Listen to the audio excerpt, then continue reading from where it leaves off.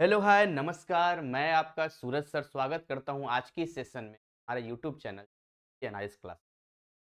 तो आज हम पढ़ने वाले हैं ज्योग्राफी की शुरुआत करने वाले हैं। और मैं आपकी जानकारी के लिए बता दूं कि एनआईएस ने जो पोर्टल पे बुक्स अवेलेबल कराए हैं सॉफ्ट कॉपी में, वो केवल इंग्लिश मीडियम। तो जो हिंदी मीडियम के स्टूडेंट वो घबराएंगे नहीं, मैं उनको पूरा कोऑपरेट करूंगा। मेरा प्रयास होगा मैं आपको मतलब आपके एग्जाम तक पूरे सिलेबस को कम।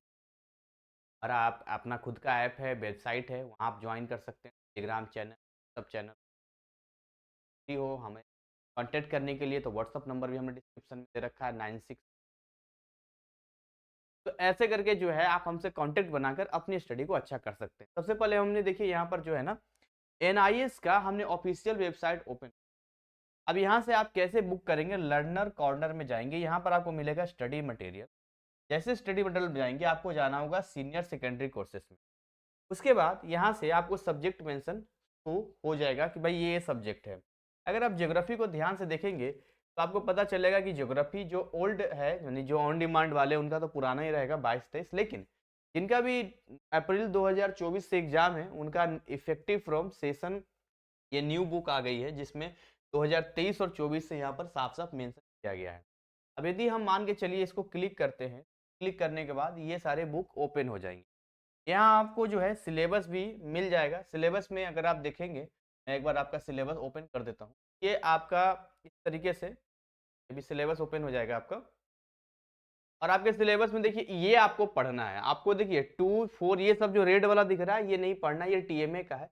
ये आपको पढ़ना है पब्लिक एग्जामिनेशन का। इसमें टोटल 16 चैप्टर्स हैं। चैप्टर 1 है, 3 है, 5 है, 7 है, 10 है। तो हम इसी को फॉलो करेंगे और इसी को फॉलो करके हम आपके चैप्टर को कंप्लीट करेंगे, राइट। तो सबसे पहले हम आते हैं चैप्टर 1 पे यानी nature and subject matter of geography पे आते हैं। और इसको आपको समझाने का एक प्रयास करते हैं जिससे कि आप अंडरस्टैंड कर पाएँ और चीज़ें आपकी क्लियर हो पाए। थोड़ा बैक हो जाते हैं।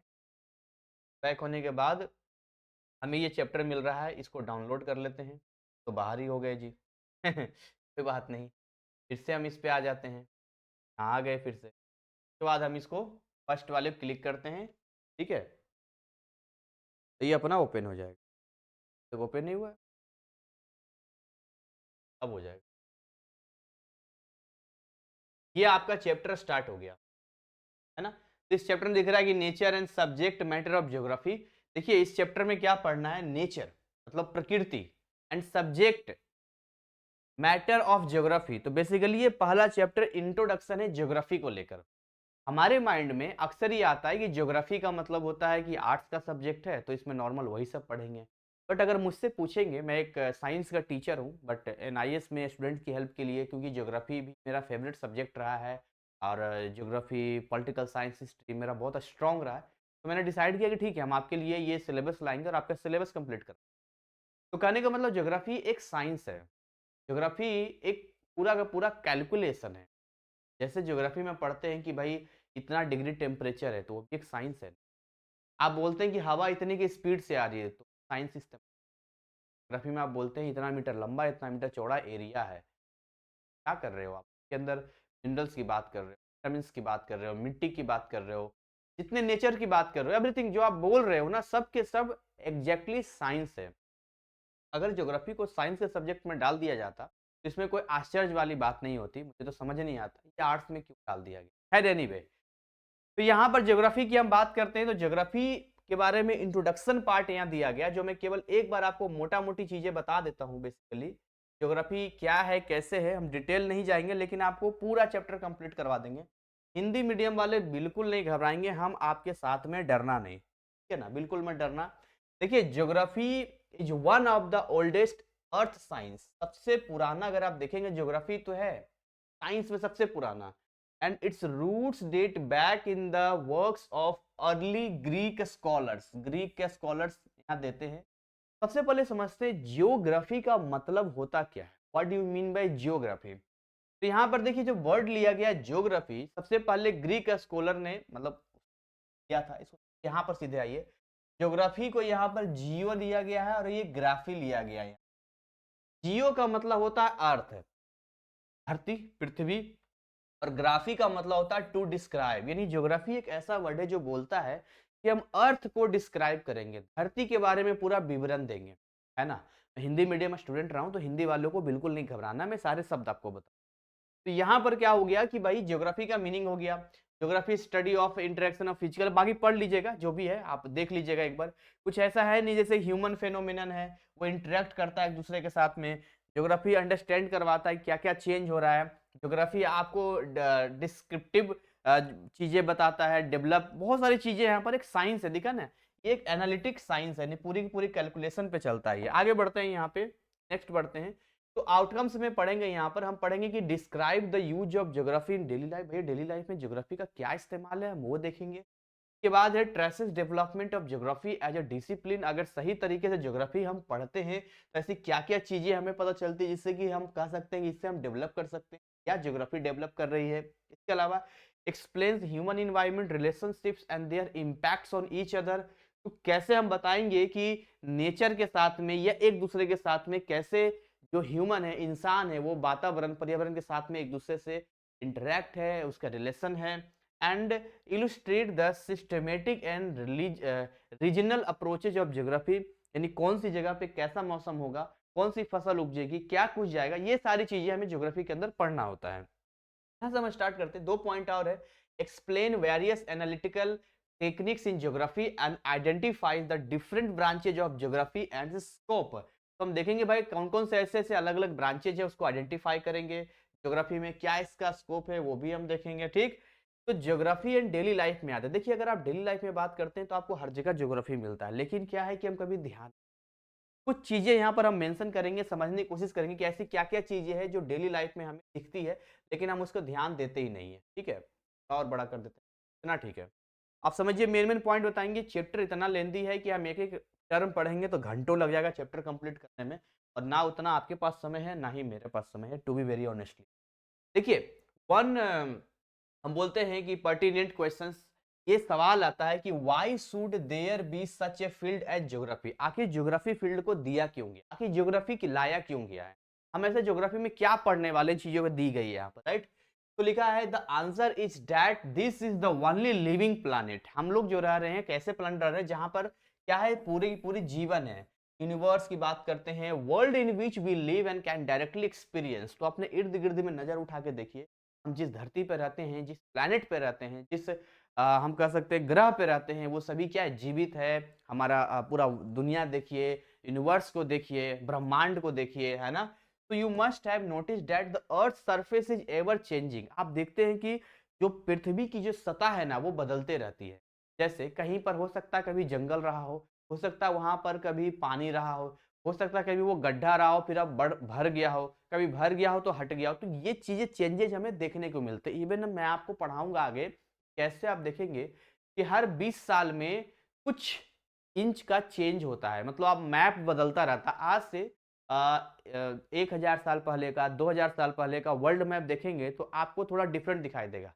उसी तरह से आज से 5000 साल बाद देखेंगे तो ये क्योंकि धरती मूव कर रही है और ये प्लेटों पे होती है तो वो क्या होता है, नक्शा बदल जाता है। अब ध्यान से वर्ल्ड मैप को देखिएगा तो ऐसा लगेगा कि साउथ अफ्रीका टूट के निकला है, ऐसा लगेगा अफ्रीका टूट के निकला, एशिया से टूट के निकला, ऐसा आपको लगेगा। इसको ज्वाइन कर देंगे तो पूरा कंबाइन हो जाएगा, और सच में कभी कंबाइन ही था वो, लेकिन वो अलग होते होते दूरी बनते चली गई। तो ये सारी चीजें हम यहाँ पर पढ़ते हैं, बहुत इंटरेस्टिंग है। तो बस नेचुरल फीचर हम देखते हैं, पहाड़ों को देखिए, नदियों को देखिए, झरनों को देखिए, इन सब में कहीं ना कहीं आपको स्लोली स्लोली धीरे धीरे कल्चरल एलिमेंट में चेंजेस देखने को मिलते हैं। उनके बिल्डिंग्स में देखने को मिलते हैं, रोड बन गया, कभी क्रॉप हो गया, कभी फास्ट हो गया।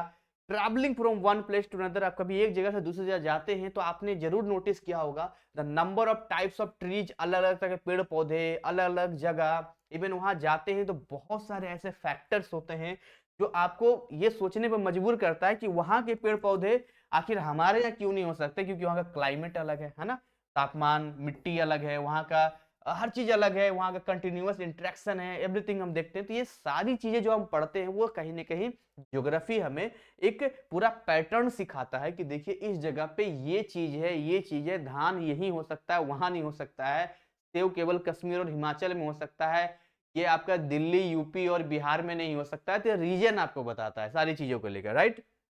इसके अलावा another aspects Another aspects of geography is to understand the factors or region behind the aerial differences. हमें ये भी समझना पड़ेगा, क्योंकि कहीं की जमीन काफी ऊंची है, कहीं की जमीन काफी नीची है। सबसे बड़ी बात तो ये है, कोई समुद्र के नजदीक है तो कोई समुद्र से दूर है ना।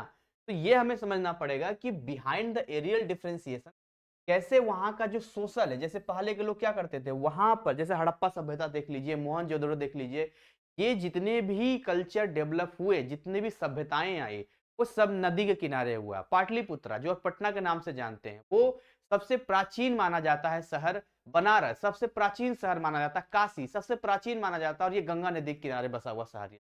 तो हमें ये समझना पड़ेगा कि जहां भी रहते हैं वहां का सोशल, वहां का कल्चर, वहां का इकोनॉमिक्स, वहां का डेमोग्राफिक फैक्टर, डेमोग्राफिक का मतलब कितना ऊंचा है, नीचा है, क्या फैक्टर है, ये सारी चीजें कहीं ना कहीं चेंज होता है, जो कि फिजिकल लैंडस्केप एंड क्रिएट करता है नया एक लैंडस्केप, जिससे कि ह्यूमन इंटरवेंशन, जब वहां आदमी रहता है तो उसी हिसाब से उसको अपने को ढालना पड़ता है। जैसे मान लीजिए for example, human settlements are the transformation of forest. इंसानों ने क्या किया, हटा दिया जंगलों को, है ना, बैरन लैंड्स फॉर लिविंग पर्पस। जहां बैरन देखे थे, बैरन लैंड से मतलब पूरा ऐसा सूखा टाइप का है, वहां भी घर बना दिया, पेड़ पौधों को हटाकर भी घर बना दिया। क्यों बनाया भाई, उसको घर रहना है, बाय ह्यूमंस। अब देखिए, the features of the earth have different significance for people of different culture, different times, of different groups and individual with in the same time and culture. तो एक ही समय में, एक ही जगह पे, धरती पे अलग अलग हिस्सों में अलग अलग हमें सभ्यता देखने को मिलती है, अलग अलग कल्चर देखने को मिलता है, और अलग अलग सिस्टम देखने को मिलता है। यही सारी चीजें हैं कि ज्योग्राफी में हम यही सब पढ़ते हैं, कैसे स्टडी करते हैं। तो हम यहाँ क्या करते हैं, मैप बनाते हैं। ज्योग्राफी में क्या करते हैं, मैप बनाते हैं। मैप से हमें पता चलता है कौन सा पॉइंट, कौन सा जगह उस दूरी से कितनी दूरी पर है, क्या इसमें चेंजेज हो रहे हैं। बहुत डिटेल में इसमें ग्राफ वगैरह मैं आपको बताऊंगा, सारी चीजें, पूरा साइंस है। तो मैप हमें एक जानकारी देता है, एक करेक्ट वे में सही सही बात बताता है कि एक्चुअली में वहां पर ग्राफिक व्यू कैसा है, अर्थ के सर्फेस पे कैसा लुक होगा, कैसा पिक्चर बनेगा, ठीक है ना। तो earlier even today geographical information about an area is available through reports. हमें रिपोर्ट मिलती है, ट्रेवल करके हमें पता चलता है ना। इसमें और भी बहुत सारी चीजें हैं, तो ये सारी चीजें आप पढ़िएगा, जिसमें लिखा है यहाँ पर इंफॉर्मेशन सिस्टम, यानी जीआईएस टूल्स का इस्तेमाल करते हैं। आजकल कंप्यूटर से काफी आसानी हो गई इन्फॉर्मेशन लेना वगैरह, है ना। Geography not only investigate, geography में केवल ना केवल इन्वेस्टिगेट करते हैं, बल्कि but also why is it there, वो ऐसा क्यों है वहां पर, रीजन के साथ बताता है। साइंस में हमेशा रीजन से बात होती है ना। किसी चीज को हम ऐसे नहीं मान लेते हैं। तो जियोग्राफर्स जो होते हैं वो स्टडी करते हैं उस लोकेशन को, एक्टिविटीज को बहुत ही केयरफुली, पैटर्न को पकड़ते हैं, वहां एक मैप बनाते हैं, तब जाके की इन्फॉर्मेशन आपको देते हैं। चलिए आगे बढ़ते हैं। ये बहुत सारे पॉइंट इसमें ऐसे लिखा हुआ है जो ठीक है, अपना ज्योग्राफी नेसेसरी है, पढ़ना चाहिए ये सारी चीजें। ज्योग्राफिकल थिंकिंग, कॉन्सेप्ट है, डेली डिसीजंस, नंबर ऑफ वे, जैसे कि जंगल देख लीजिए, है ना, अर्बन एरिया देख लीजिए, वहां का आपको डिफरेंट मिलेगा, शहर का आपको थोड़ा डिफरेंट मिलेगा, क्लाइमेट आपको अलग मिलेगा, कंडीशन अलग मिलेगा, वहां के लोगों का रहन सहन अलग मिलेगा, बहुत सारी चीजें, कहीं खेती हो रही है, कहीं नहीं हो रही है। तो कहीं ना कहीं ज्योग्राफी हमारे लाइफ में है और हम रोज उसका इस्तेमाल करते हैं, राइट। यहाँ बात करते हैं बेसिक कॉन्सेप्ट की। बेसिक कॉन्सेप्ट क्या कहता है यहाँ पे, geography has been defined differently through different period of its history. अगर आप हिस्ट्री उठा के देखेंगे, इतिहास में जाएंगे, तो भाई आपको पता चलेगा कि ज्योग्राफी का ऐसा हिसाब किताब है कि पुराने टाइम से हमारे लोगों ने उस पे सोचा, विचारा और वो फॉलो करते आ रहे हैं। ठीक है, पहले क्या थे, आदि मानव थे जी, कुछ नहीं था, जंगलों काटा, फिर वहां खेती करना शुरू किया, फिर पता चला कि यहाँ पर ये बीज होता है, ये इससे धान की फसल होगी, इससे गेहूं होगा, इससे बाजरा होगा, अच्छा इस मौसम में यहाँ पर ये नहीं उपज रहा, ये उपजेगा। तो ऐसे करके सिस्टमेटिक तरीके से पहुंचे हैं। तो geographical work in ancient Greek had followed two distinct traditions. One was the mathematical tradition, एक तो ऐसा है कि भाई मैथमेटिकल तरीके से फॉलो करते हैं, पूरा मैथ लगा के, है ना। Focus on fixing the location of places on the earth surface, कहाँ कहाँ धरती पर है। एंड अदरवाइज ये लिखा है कि gathering geographic information through travel and field work. एक हुआ कि आपने मैप लिया, मैप में कैलकुलेशन सेट किया, उसके बाद वहां से आपने एनालिसिस किया। दूसरा हुआ खुद ट्रेवल किया, वहां पर गए, चीजों को समझा, फिर वहां पर आपने और अलग अलग जगह से इंफॉर्मेशन को कलेक्ट किया। तो according to them the purpose of geography was to provide a description of the physical features. वहां का फिजिकल फीचर कैसा है, कंडीशन कैसा है ना, जैसे हम मान के लिए पार्ट्स ऑफ द वर्ल्ड, हम यहाँ रह रहे हैं, लेट सपोज मैं दिल्ली में रह रहा हूँ, तो जी मैं दिल्ली में रह रहा हूँ तो यहाँ का भी टेम्परेचर मैक्सिमम में देखता हूँ 26 डिग्री सेल्सियस है, इस 26 से, और मिनिमम 11-12 डिग्री सेल्सियस है। तो हमें समझ में आ रहा है कि रात में समय में हमें ना थोड़ा रजाई लेके सोना होगा, क्योंकि रात में ठंड लगेगी। दोपहर के टाइम में ऐसा है कि हल्का फुल्का कपड़ा पहनेंगे तब भी चलेगा, 25-26 में नॉर्मल टी शर्ट में भी इंसान घूमेगा तो उसे कोई दिक्कत नहीं होगी। तो अब ऐसा नहीं है कि पूरी दुनिया में यही सीन हर जगह चल रहा होगा। हो सकता है कहीं का मौसम बहुत ठंडा होगा, लोग मोटे मोटे कपड़े पहन के घूम रहे हैं। हो सकता है कहीं पर ऐसा हो रहा होगा कि बहुत ही गर्मी होगी, जहां पर लोग जो है एक नॉर्मल से हल्के से कॉटन कपड़े में ही घूम रहे होंगे। तो there so many places on earth जहां पर अलग अलग क्लाइमेट है, अलग अलग कंडीशंस है। तो हम बेसिकली इंटरेस्टेड है इस बात को जानने के लिए कि दूसरी जगह पर हो क्या रहा है एक्चुअली, है ना। ज्योग्राफी हमें यही तो बताता है यहाँ पर। तो ज्योग्राफी हमें एम्फेसाइज करता है, हमें पूरा बताता है, यहाँ पर डिस्क्रिप्टिव कैरेक्टर्स बताता है। तो अकॉर्डिंग टू लिखा है कि Humboldt that geography is the science related to nature and studies। अलग अलग साइंटिस्ट का है, कॉस्मोस का क्या कहना है, ये सब पढ़िएगा, इसका किसका किसका क्या करना, मैं आपको पूरा बता दिया यहाँ पे। और ये इंटेक्स है 1.1 है, व्हाट इज ज्योग्राफी, है ना, भूगोल क्या है, why is the earth surface changing, earth surface changes क्यों होते हैं, who has coined the term geography, किसने ज्योग्राफी को बताया, which are the two distinct traditions follow by Greeks. अभी होता है ना, एक मैथमेटिकल अप्रोच है, दूसरा ये कि खुद ट्रेवल करके जाएं, इस तरीके से है यहाँ पे। दूसरा बात करते हैं कि डेवलपमेंट ऑफ ज्योग्राफी आखिर हुई कैसे। तो देखिए एंशियंट पीरियड में हमें जाना होगा, पीछे बैक जाना पड़ेगा, है ना। फिर उसके बाद प्री मॉडर्न पीरियड में आएंगे, और उसके बाद मॉडर्न पीरियड में आएंगे। हम 3 टाइम टेबल बनाएंगे। एक तो सबसे ओल्ड में चले जाएंगे, एकदम पुराना, एकदम बैक चले जाइए। तो भाई एकदम बैक यदि आप चले जाएंगे तो लिखा है, कुछ जानकारी आपको यहाँ मिलेगी। जैसे लिखा है, the earliest records illustrate the interest of scholars understanding the physical domains of the earth by making map. उन्होंने मैप बनाया, इसके अलावा एस्ट्रोनॉमिकल मेजरमेंट किया कि ग्रह नक्षत्र कैसे, कब चंद्रमा कितने दिनों में छोटा होता है, बड़ा होता है, कब शुरू होता है, ये सारी चीजें। The Greeks are given the credit being earliest geographers, prominent among the being Herodotus, Thales, यहाँ नाम लिखा हुआ है, एरिस्टोल एंड एरोस्थेंस। इन सब का नाम ध्यान रखिएगा कि शुरुआती के इनको हम लोग देते हैं। तो उनके पास कोई ज्यादा कैलकुलेशंस, मतलब उस तरह का साइंस डेवलप क्या था नहीं था, लेकिन जो अपने हिसाब से था उन्होंने देने की कोशिश किया वहां पे। अगर थोड़ा सा हम लोग आ जाते हैं प्री मॉडर्न पीरियड में आ जाते हैं, ठीक है, थोड़ा प्री मॉडर्न पीरियड, थोड़ा सा हमारे टाइम और बहुत पुराने के बीच के टाइम में आ जाते हैं। तो जब यहाँ पर हम आते हैं तो लिखा है this period starting from the middle of 15th century. 15th century का मतलब हो गया 1400 से आप आगे बढ़ जाइए, 1400 से 1499 को हम लोग 15th सेंचुरी बोलते हैं, 1400 से, और उससे आगे and continuing with the 18th century. 18th century का मतलब हो गया 1700 से 1799, है ना। ये टाइमिंग देख लीजिए, हम इस टाइमिंग से इस टाइमिंग की बात कर रहे हैं, है ना।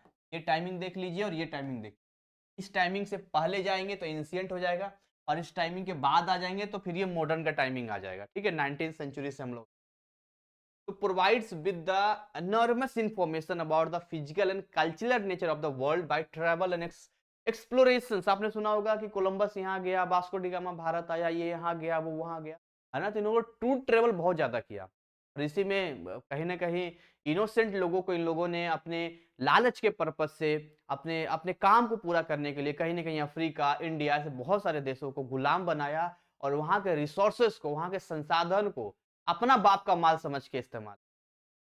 इनके लिए चोर बाजार नहीं कहते और क्या कहे, लुटेरे हैं ये। मान के चलिए आपके यहाँ कोई मेहमान आता है, आप उसकी इज्जत सेवा सत्कार करते हैं, आपका संस्कार है, और वो आपके घर में आके रहना शुरू करे और आप ही को गुलाम बना के आपका धन सोना दौलत हर चीज का इस्तेमाल करने लगे और आपको नौकर बना दे, कैसा लगेगा आपको, है ना। तो हम उस पर नहीं जाएंगे, उस पर तो खून ही खोल जाता है। लेकिन ठीक है, हम ज्योग्राफी के टर्म में आते हैं यहाँ पे। तो यहाँ पर एक्सप्लोर करता है ज्योग्राफिस्ट को, the early 7th century witness the beginnings of new scientist, नए नए साइंटिस्ट आए, जिसमें देखिए क्रिस्टोफर कोलंबस का नाम आता है, वास्को डिगामा का नाम आता है। लुटेरा है ये सब, एकदम लुटेरा है। क्रिस्टोफर कोलंबस जानते हैं, उसको भारत का आने का शौक था, चला गया अमेरिका। अमेरिका में जो आज लोग देख रहे हैं ना, वो ओरिजिनल है ही नहीं। जो आप काले काले से एकदम दिखते हैं ना, वो लोग हैं वहाँ, वो ओरिजिनल है वहाँ पे। ओबामा टाइप, जो ओबामा का आपने देखा होगा, उन जैसे लोगों को। और ये सब लुटेरा लोग वहां जाके वहां देखा, वहां के इनोसेंट लोग थे भाई, छल कपट था नहीं, और फिर यूरोप की जब आबादी बढ़ी तो वही जाके वहां पर बस गया। वास्को डी गामा जाना था अमेरिका, आ गया भारत, पहले आया भारत, सामान लेके गया, 60 गुना लाभ हुआ। उसके बाद फिर बिजनेस करना शुरू किया, फिर होड़ मच गया इन कमीनों में, ये सोने की चिड़ियां हैं, फिर आपस में लड़ाई करना शुरू किया, फिर ऐसे किया। और हमारे देश में तो खैर जानते ही हैं, एक दूसरे में चचेरे मचेरे भाई में एक दूसरे में दुश्मनी इतनी होती, तीसरे को मौका दे देते हैं, और वही वाली फूट डालो राज वाली बात हो गई। और आज इनको एक साइंटिस्ट का नाम दे रहा है, ठीक है, अब दे रहा है तो पढ़ना ही पड़ेगा।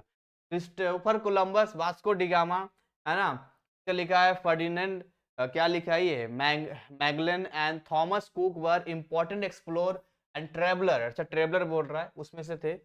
तो वेर्निस कान, और भी बहुत सारा नाम दिया यहाँ पर, रिटेल ज्योग्राफर्स हैं जो टाइम के हैं, जिन्होंने कंट्रीब्यूट किया ज्योग्राफी को बताने में। क्या कंट्रीब्यूट करेगा, लूटने खपटने काम किया है, आखिर ठीक है बताया होगा कि यहाँ गए, यहाँ पर ये है, यहाँ पर ये है, यहाँ पर ये है। बात आगे बात करते हैं, मॉडर्न पीरियड की बात करते हैं। यहाँ पे मॉडर्न पीरियड में आते हैं, Ritter and Humboldt are frequently referred to as the founder of modern geography.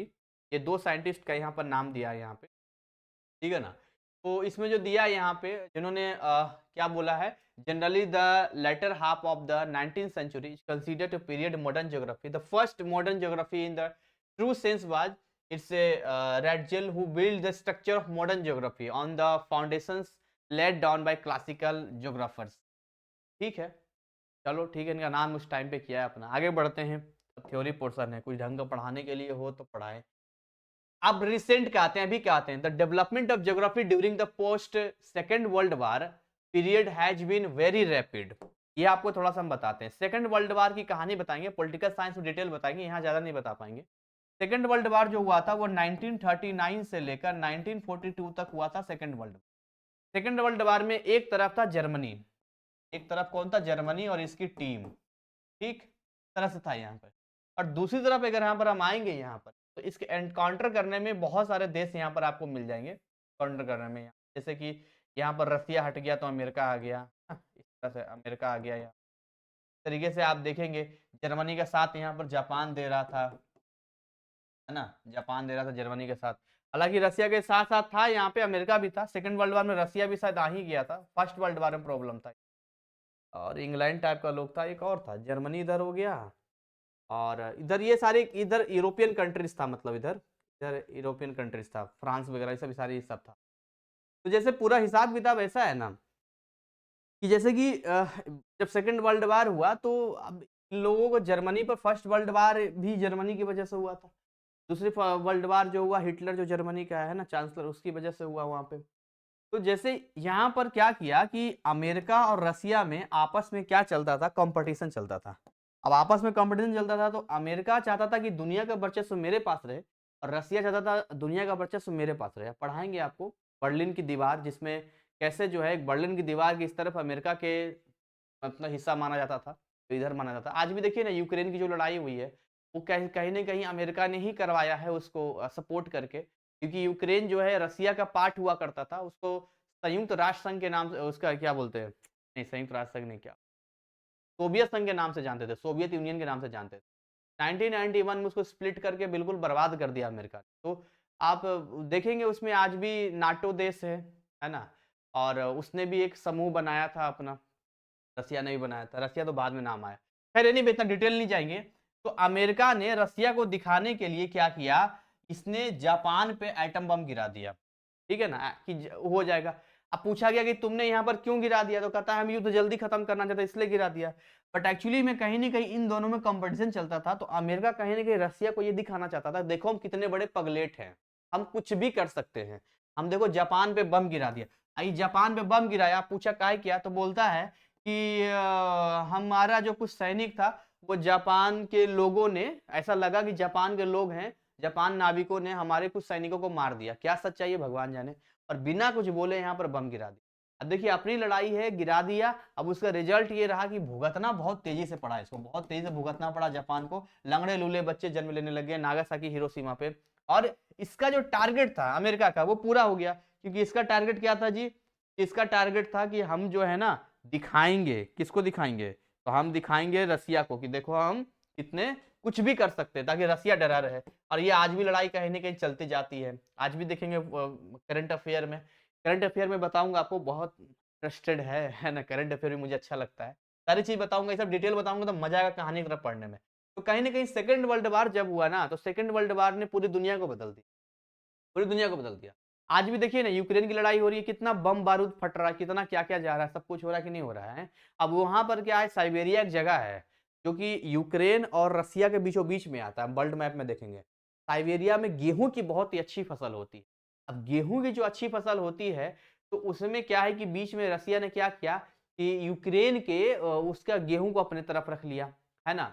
पूरी दुनिया में हाहाकार मच गया जी, गेहूं नहीं मिलेगा तो कहां से खाएंगे, कैसे होगा, तो सबने भारत की ओर मुख मोड़ा। तो भारत ने देखिए मदद भी किया, ऐसी बात नहीं है, तुर्की को गेहूं दिया। और ये इतना बड़ा मतलब दोस्त कहिए या दोस्त के नाम पे कलंक कहिए, कहता है कि नहीं इसमें बाहर से हम नहीं ले सकते ताकि भारत का गेहूं बर्बाद हो जाए। ये सारे अपने पॉलिटिकल एजेंडा होता है इनका, ठीक है ना। उसके बाद एक समय ये भी था कि कभी लड़ाई जब हुई थी हमारी, उस समय पर जो लाल बहादुर शास्त्री थे, जय जवान जय किसान का नारा दिया था, क्योंकि अमेरिका जो है वो पाकिस्तान के साइड हो गया था। और उस टाइम पे जो है हमारे देश में गेहूं की पैदावार कम हुई थी, और वो पाकिस्तान को बारूद से भी मदद कर रहा था। और जब हमने मदद मांगने गए कि भाई हमारे देश में खाना, तो वो वहाँ जो सुअर खाता था ना गेहूं, मतलब सुअर को खिलाने वाला जो गेहूं थर्ड क्लास होता, वो दिया था अमेरिका ने भारत को। अमेरिका किसी का सगा नहीं, है ना, तो उसने दिया था भारत को। भारत को दिया था उस समय, तो उसी समय लाल बहादुर शास्त्री ने कहा था जय जवान जय किसान, नारा दिया था ना। और उस समय हरित क्रांति हुई थी, और हरित क्रांति की वजह से बहुत बढ़िया फसल हुआ था। उन्होंने जवानों को भी बोला कि बॉर्डर पे डट के रहिए, बहुत बढ़िया होगा, और हमने जंग भी जीता था। उनकी अकस्मात अचानक मौत हो गई, बहुत रहस्यमय तरीके से हुई।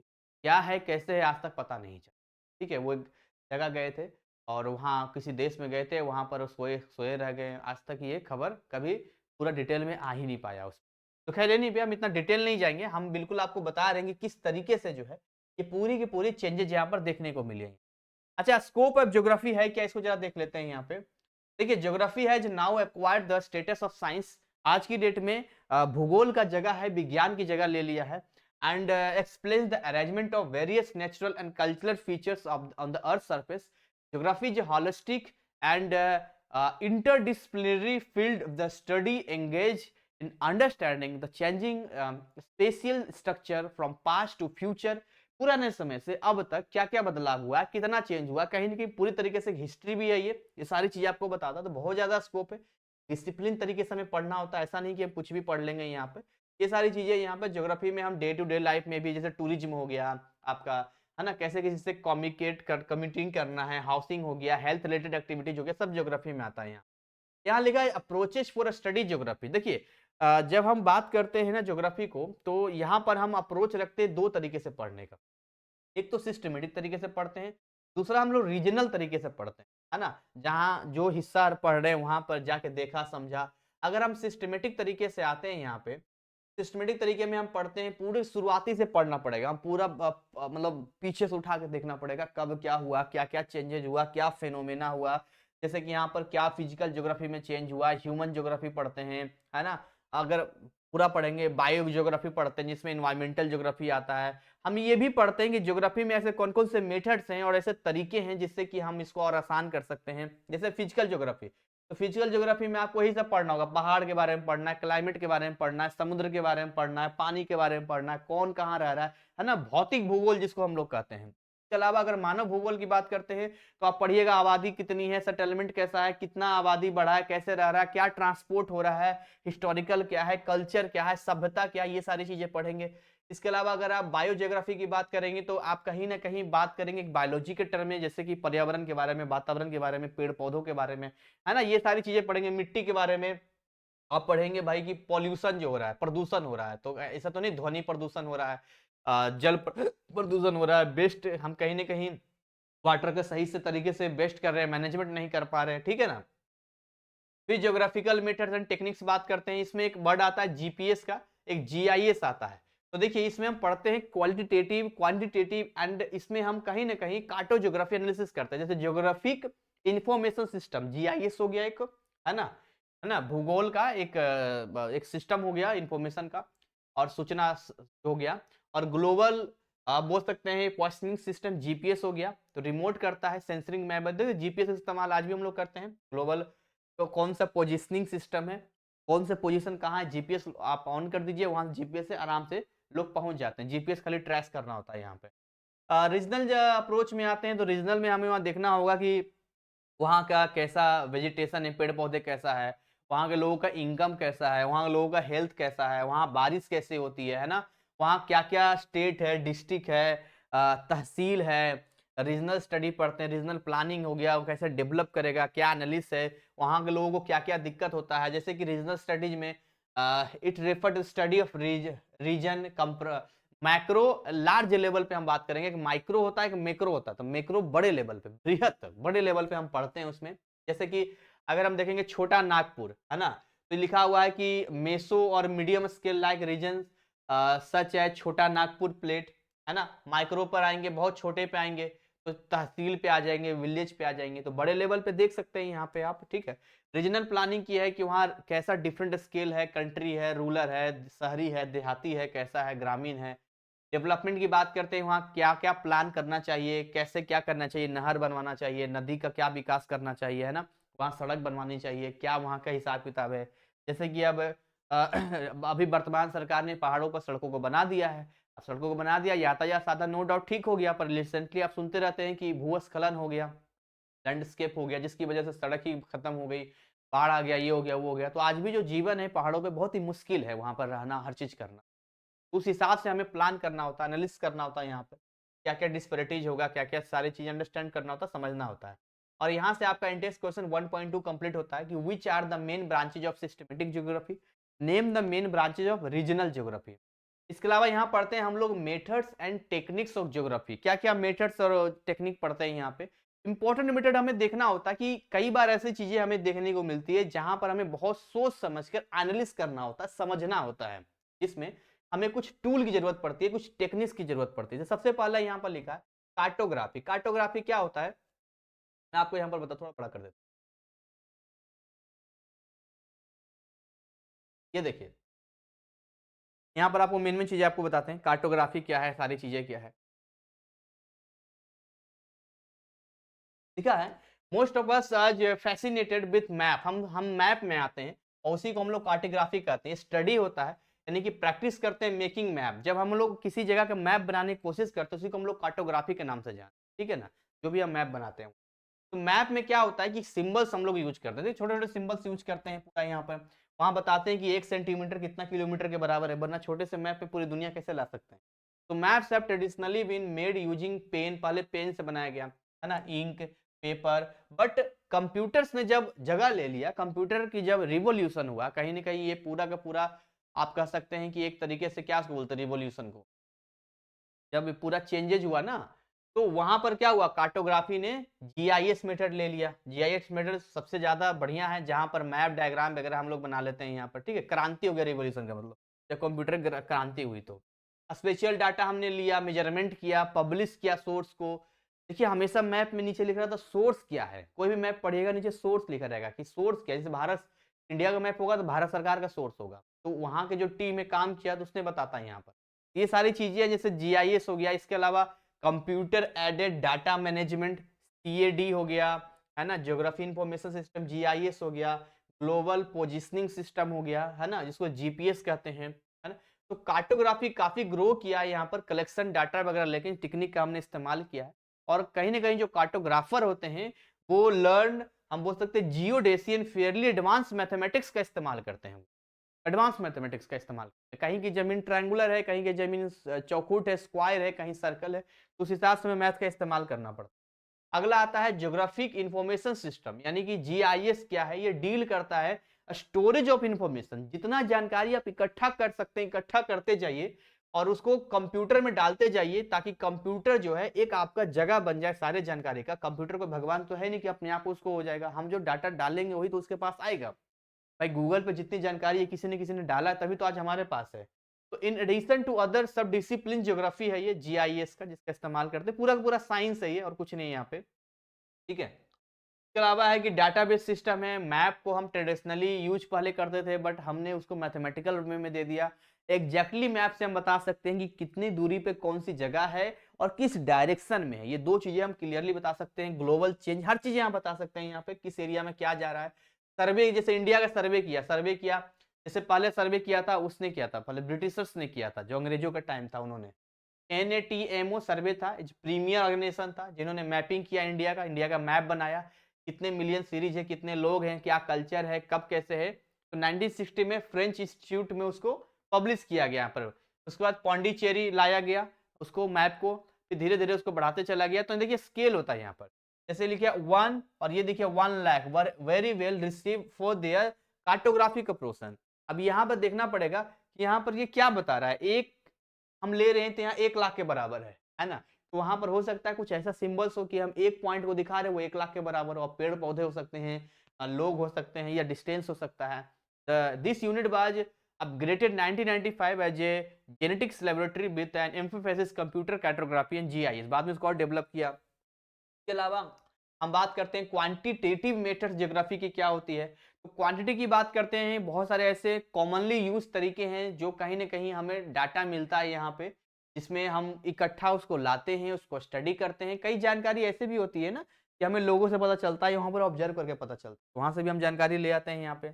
फील्ड एंड सर्वे मेथड बहुत बढ़िया है। फील्ड सर्वे कीजिए, जाइए, देखिए, सैंपल उठाइए, आपको पता चल जाएगा। लैब में पता कर लीजिएगा कि मिट्टी वगैरह कैसी है, क्या क्या चीजें हैं, नहीं है, ये सारी चीजें, है ना। इसके अलावा ब्रांचेज ऑफ ज्योग्राफी की बात करते हैं। देखिए branches of geography can be categorise in 2 broad groups, दो बड़े। एक तो भौतिक भूगोल होता है जिसको हम लोग फिजिकल ज्योग्राफी कहते हैं। इसमें सबसे पहले आता है एस्ट्रोनॉमियल ज्योग्राफी। इसमें हम स्टडी करते हैं क्या क्या अर्थ के सरफेस में चेंज हो रहा है, सन में, मून में, यानी सूर्य, चंद्रमा, ग्रह, इन सब चीज के बारे में जब पता करते हैं तो वहां से हमें पता चलता है एस्ट्रोनॉमिकल ज्योग्राफी। इसके अलावा बोलते हैं जियोमॉर्फोलॉजी। जियोमॉर्फोलॉजी आपको बेसिकली जियोमॉर्फस बताता है कि अर्थ के सरफेस में कितना चेंजेज हो रहा है। जो अर्थ के सरफेस में चेंजेज हो रहा होता है उसी को जियोमॉर्फस कहते हैं। जियो मतलब अर्थ और मॉर्फस का मतलब होता है चेंजेज, जो सरफेस का चेंजेज है, तो जियोमॉर्फोलॉजी हो गया यहाँ पे। ठीक है, ये सारी चीजें यहाँ पर है। मैं कई बैचेज पढ़ा चुका हूँ CBSE का, इसलिए मुझे नॉलेज है इन चीज, वरना अचानक इस सब्जेक्ट को पढ़ाना मेरे लिए मुश्किल हो जाता।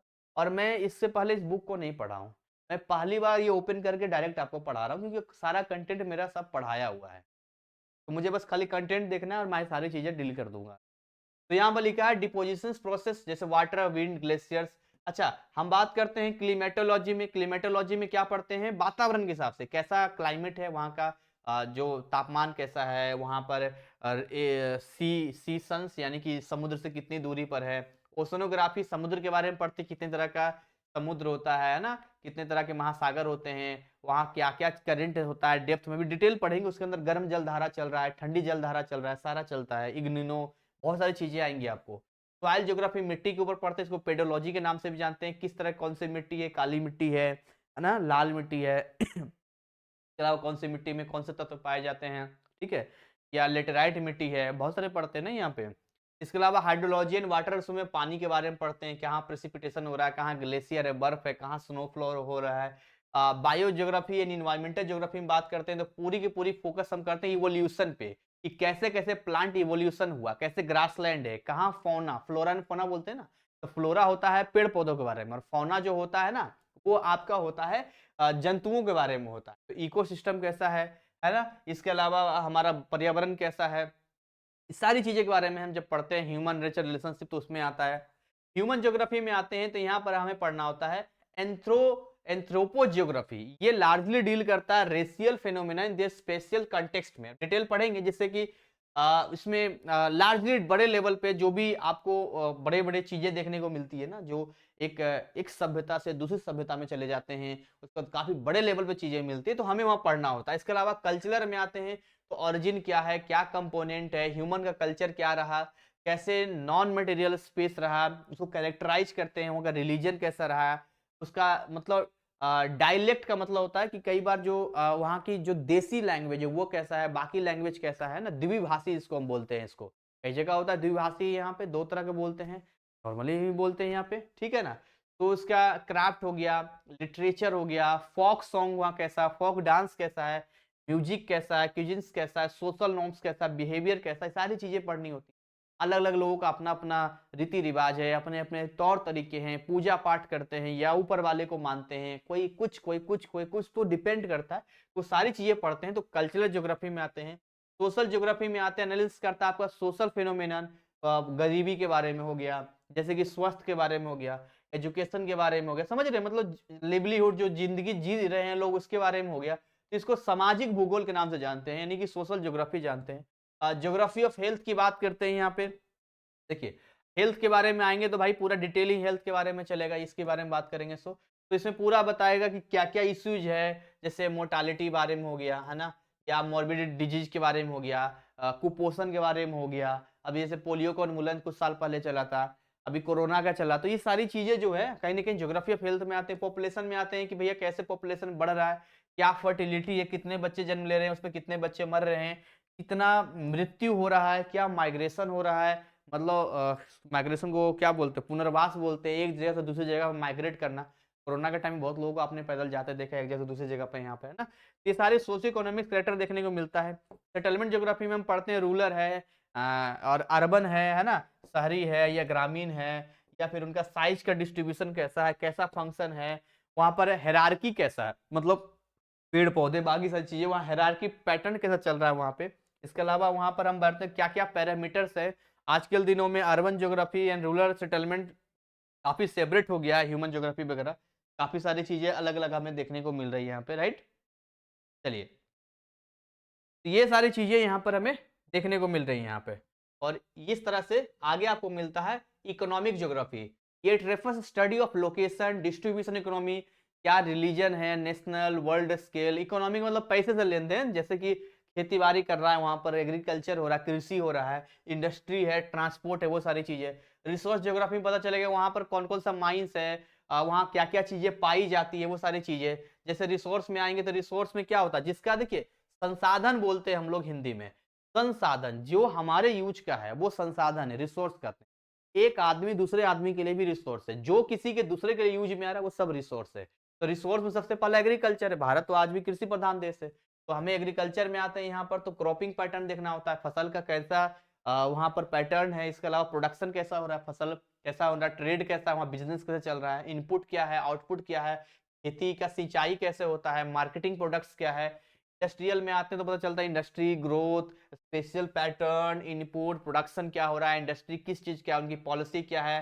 ट्रांसपोर्ट पे आएंगे तो क्या क्या ट्रांसपोर्ट का नेटवर्क है, सड़क है, रेल से है, वायुयान से है, पानी से है ना। पॉलिटिकल इसमें आते हैं यहाँ पर, पॉलिटिकल ज्योग्राफी ये बताता है आपको पॉलिटिकल फेनोमेना, जैसे बाउंड्रीज, किसी भी देश की बाउंड्रीज कहाँ कहाँ तक है, जैसे भारत की बाउंड्री देख लीजिए एक स्टेट का। Electoral issues, special context, main focus हम जो करते हैं यहाँ पे वो कहीं ना कहीं यही बात करते हैं कि एडमिनिस्ट्रेटिव रीजन की बात करते हैं। भारत है, इसके अंदर 29 राज्य हैं, 29 राज्य का बाउंड्री कितना है, इसके सब दिल्ली है तो दिल्ली के नॉर्थ में कौन है, साउथ में कौन है, ईस्ट में कौन है, वेस्ट में, तो अपने हिसाब से इस तरह जाता है भारत के ईस्ट वेस्ट साउथ में कौन है। ये आपका हिस्टोरिकल ज्योग्राफी है, इसमें आपको बताता है टेम्पोरल ट्रेंड्स कि क्या क्या चेंजेस अब तक होते आए हैं।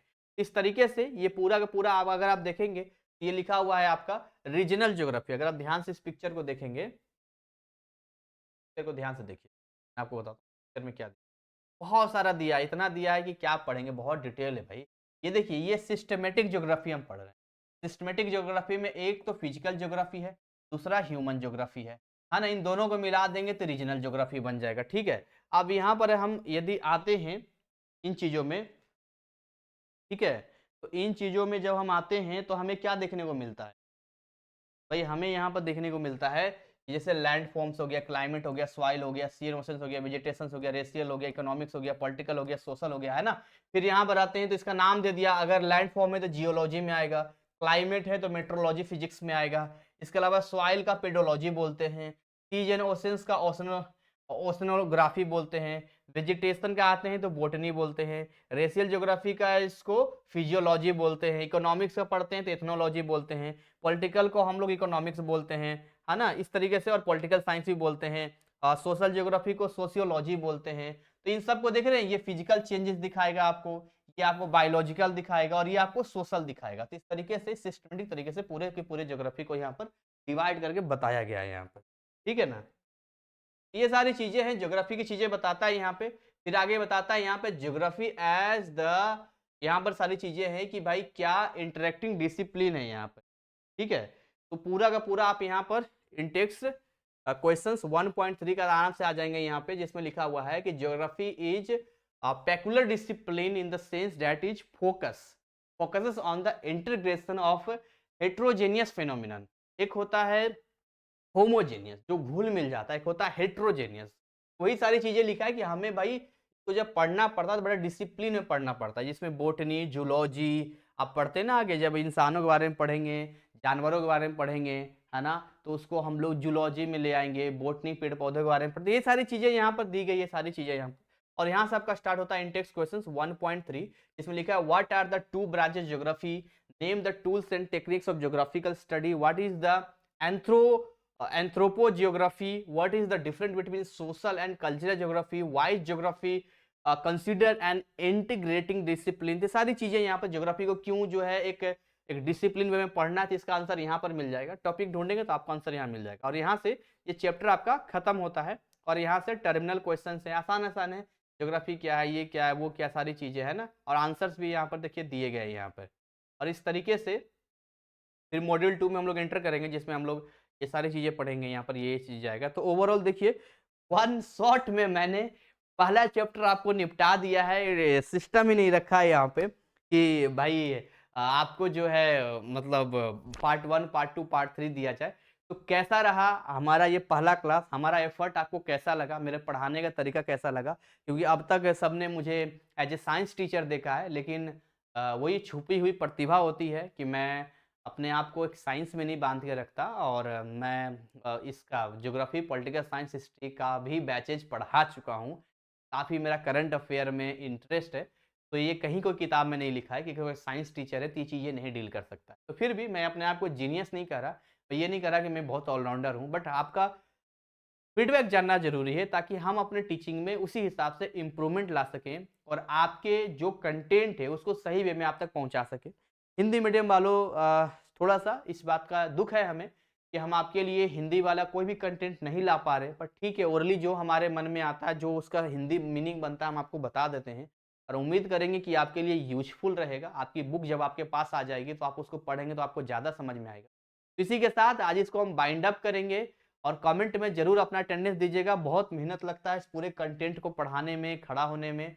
कहाँ तो मैं साइंस का कंटेंट दे रहा हूँ और अच्छा खासा मेरा रेवेन्यू भी जनरेट होता है, लोग कोर्स भी परचेज करते हैं, बट फिर भी मैं उस टाइम को मैनेज करते हुए आपके लिए समय दे रहा हूँ। ये मेरे लिए अपने आप में एक चैलेंजिंग है। बहुत बड़ी बात तो नहीं कहेंगे, लेकिन चैलेंजिंग होता है इस पूरे समय को निकालना। आज मुझे केमिस्ट्री लाइव आना था, लेकिन मैं आपके लिए इस पोर्शन को कंप्लीट।